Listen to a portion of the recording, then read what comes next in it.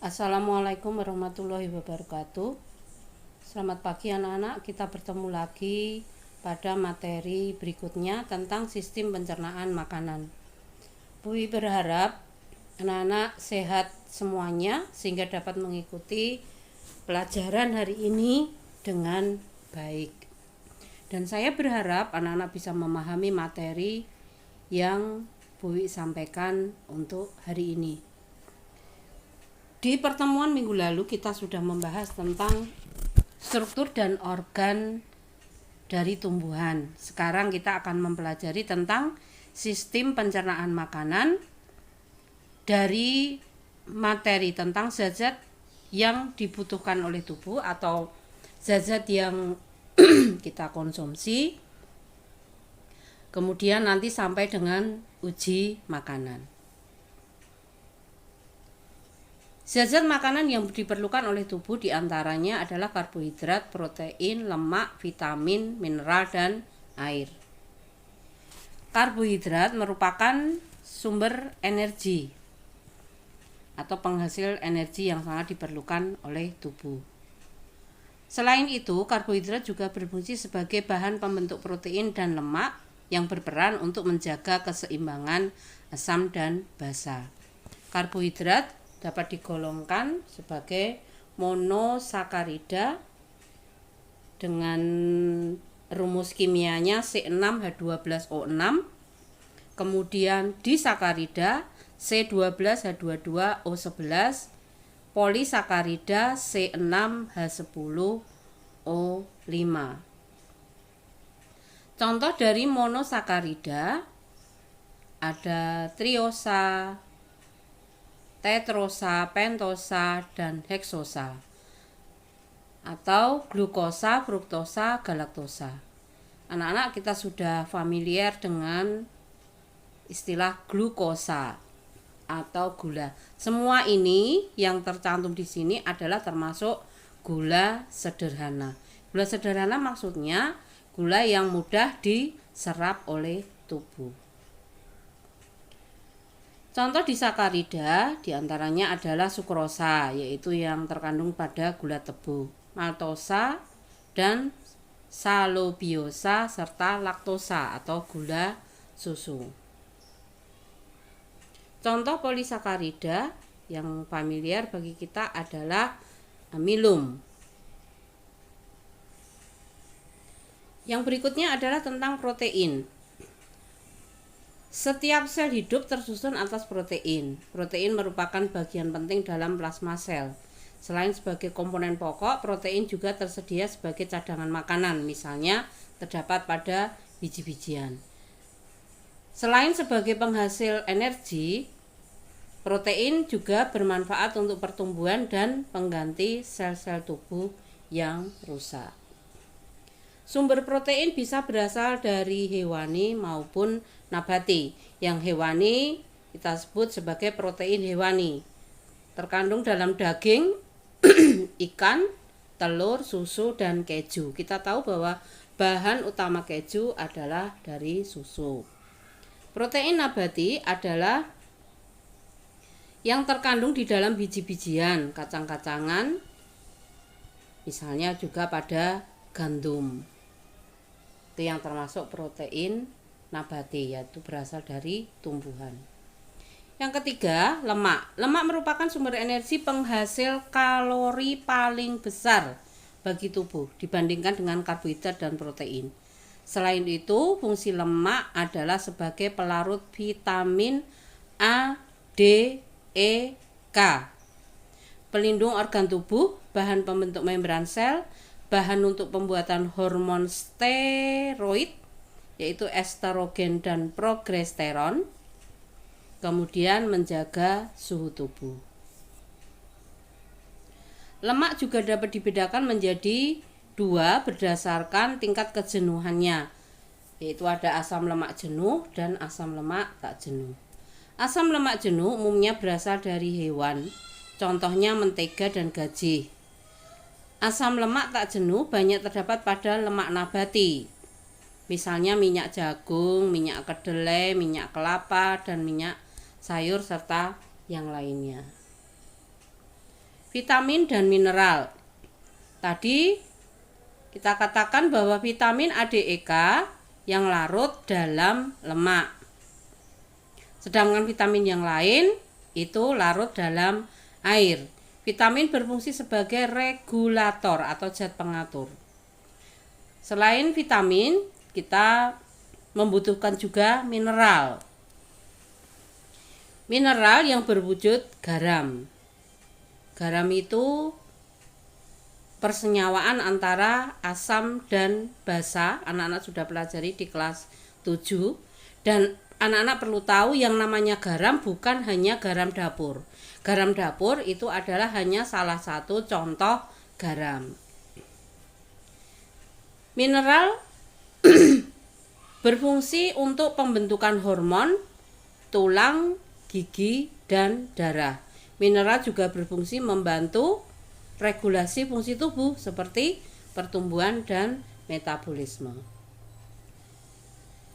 Berdasarkan jumlah asupan mineral yang dibutuhkan oleh tubuh, mineral dikelompokkan menjadi makronutrien dan mikronutrien.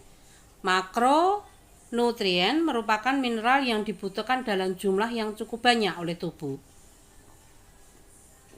Contohnya nitrogen, magnesium, dan kalium. Mikronutrien adalah mineral yang dibutuhkan dalam jumlah sedikit. Contohnya ferrum atau besi yang memiliki peranan dalam pembentukan molekul hemoglobin atau Hb dan sel darah merah.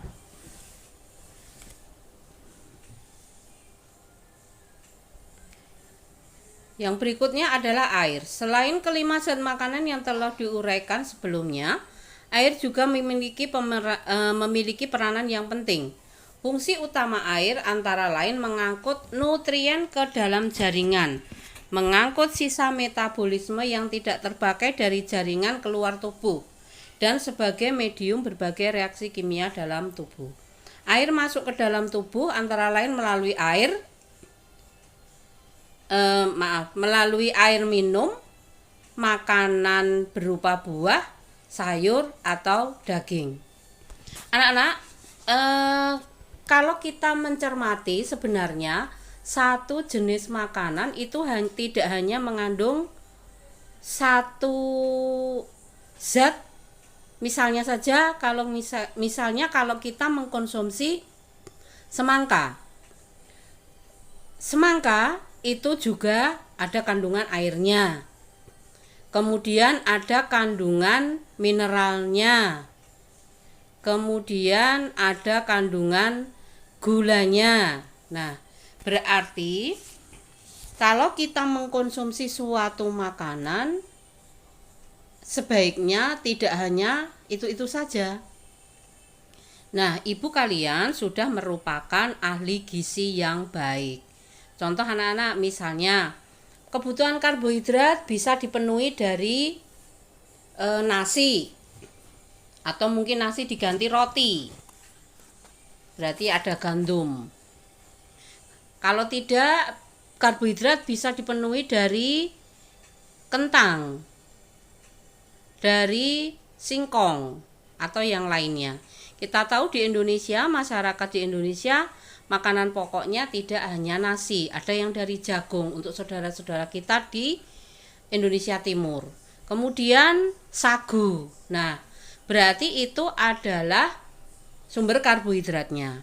Nah, selain ibu menyajikan nasi, ibu itu juga menyajikan lauk pauk. Misalnya telur, daging atau ikan, kemudian tahu atau tempe.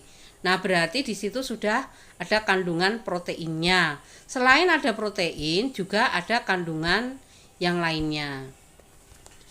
Kemudian sayur-sayuran yang disajikan. Nah, pada sayuran itu juga terkandung mineral-mineral. Selain itu juga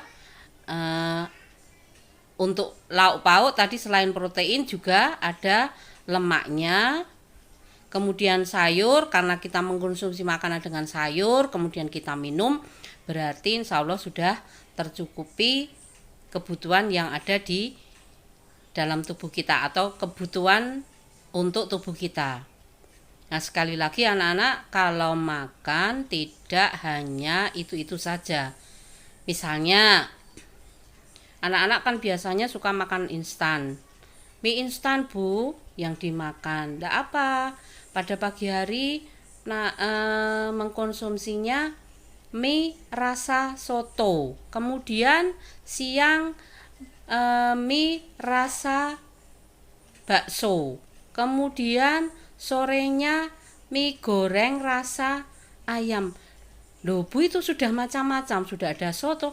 Nah, tapi kan nggak ada unsur sayuran di situ anak-anak, hanya perasa.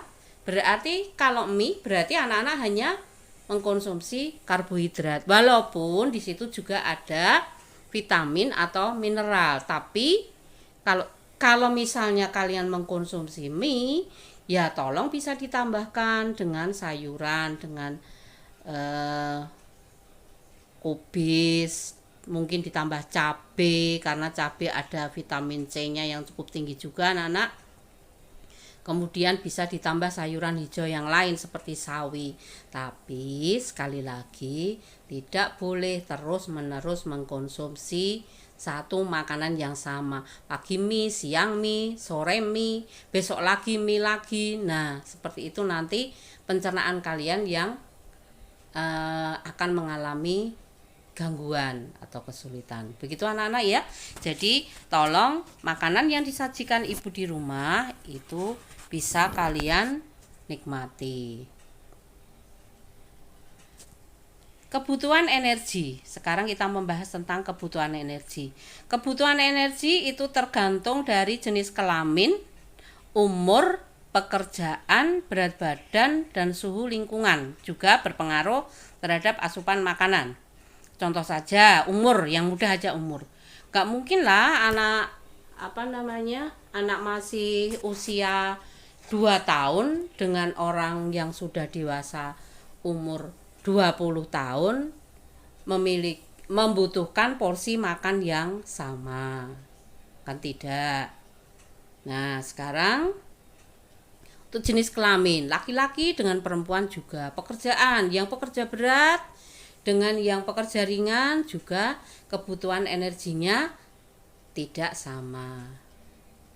Nah, bagaimana sekarang kalau misalnya hanya menuruti, wah ini ada makanan banyak dimakan, nanti kalau berlebih nanti akan ditimbun dan akan disimpan dalam bentuk lemak.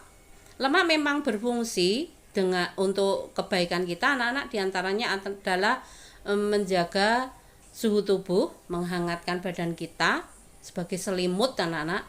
Tapi kalau berlebihan nanti juga akan menimbulkan obesitas. Kalau menimbulkan obesitas nanti juga akan ada efek negatifnya. Seseorang tentang kebutuhan energi total tergantung pada beberapa faktor, antara lain pertumbuhan, aktivitas, dan metabolisme basal. Jumlah energi yang terdapat dalam makanan diukur dalam satuan kalori. Alat pengukur energi adalah kalorimeter. Untuk satuan, 1 kalori sama dengan 4,2 Joule. Jadi untuk makanan biasanya berapa? Untuk sepotong pisang yang sedang sekian kalori. Itu biasanya sudah dilakukan pengukuran atau penelitian. Jadi jumlah kalori rata-rata standarnya untuk misalnya pisang yang ukurannya sedang sekian, kalau nanti ukuran besar atau biasanya sekian gram pisang mengandung energi sebesar berapa kalori. Itu anak-anak. Nanti bisa dilihat di buku paket atau buku LKS anak-anak. Biasanya sudah ada contoh untuk tabel. Sekarang kita bahas metabolisme basal. Metabolisme basal adalah jumlah energi minimal yang digunakan oleh tubuh dalam keadaan istirahat total dengan kondisi berbaring dan suhu tubuh dalam keadaan normal. Jadi maksudnya orang yang sehat saat beristirahat. Hal tersebut bertujuan dilakukan untuk memelihara proses hidup. Jadi walaupun misalnya kita tidur, jantung itu bekerja, otak juga, ginjal juga, pernapasan kita juga bernapas, dan keseimbangan osmotik. Rumus dasar yang dapat digunakan untuk menghitung kebutuhan energi manusia disebut basal metabolic rate atau BMR. BMR dihitung dalam keadaan istirahat total dalam ruangan bersuhu normal. BMR untuk laki-laki 1 kalori per kilogram berat badan per jam, sedangkan wanita adalah 0,9 kalori per kilogram berat badan per jam. Sehingga bisa dituliskan untuk laki-laki 1 kali berapa beratnya kali 24 jam. Kalau perempuan 0,9 kali berapa berat badannya kali 24 jam. Koefisien BMR akan berkurang 10% pada individu berusia di atas 50 tahun.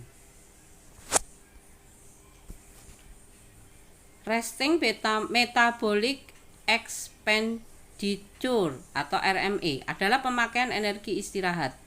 RME sebanding dengan luas permukaan tubuh dan persentase lemak tubuh. BMR dan RME memiliki selisih sekitar 3%, namun keduanya dianggap sama karena kelaparan dapat menurunkan BMR dan cuaca dingin dapat menaikkan BMR. Sistem pencernaan berfungsi untuk mengolah bahan makanan menjadi sari makanan yang siap diserap oleh tubuh. Anak-anak perlu perhatikan, proses pencernaan terjadi hanya pada karbohidrat, protein, dan lemak. Maksudnya karbohidrat saat masuk ke mulut kita. Nasi kan tidak langsung ditelan ya anak-anak ya, tapi dikunyah. Dikunyah berarti menjadi lebih kecil.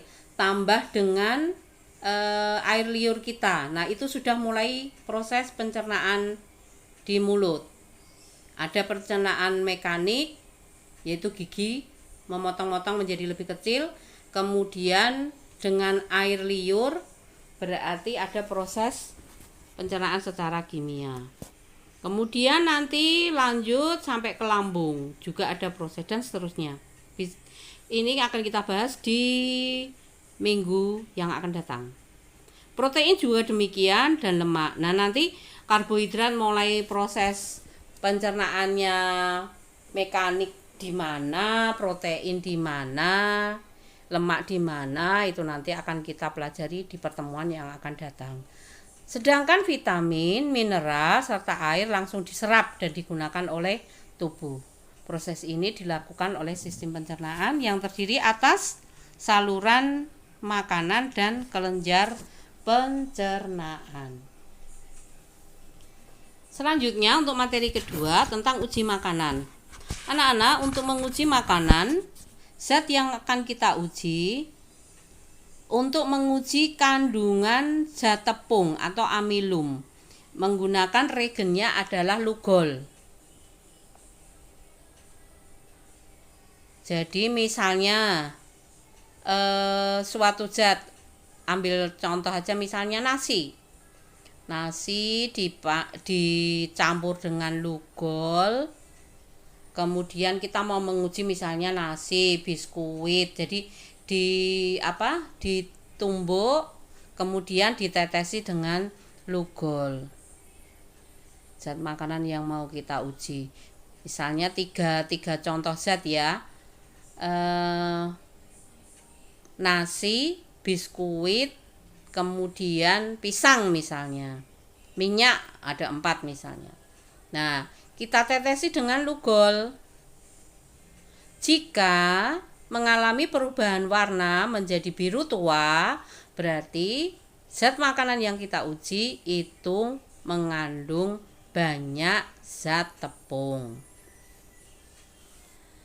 Kemudian untuk menguji glukosa atau kandungan gula, itu zat makanan kita tetesi dengan benedik, kemudian dipanaskan. Biasanya pakai tabung reaksi ya anak-anak ya. Nah, apabila setelah ditetesi benedik dan dipanaskan banyak mengandung gula, maka zat makanan itu akan menjadi berwarna merah bata. Tapi kalau warnanya tetap biru, berarti tidak banyak mengandung gula. Kemudian yang ketiga, untuk menguji protein.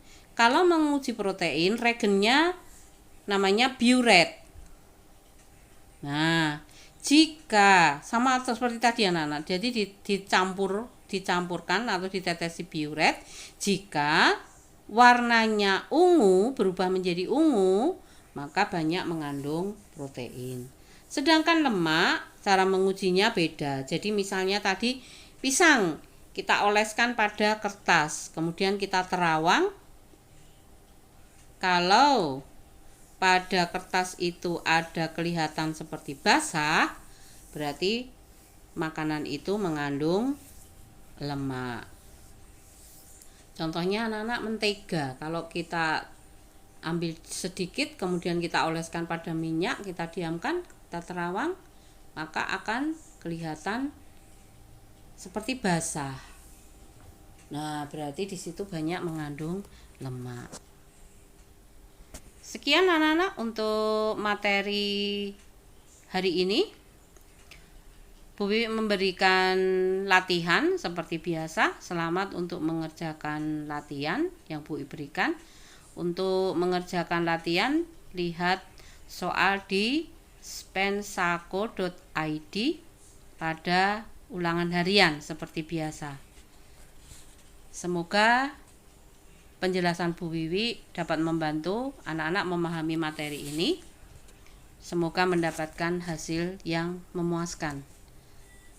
Sekian anak-anak, terima kasih sudah mengikuti pembelajaran dari Bu Wiwi.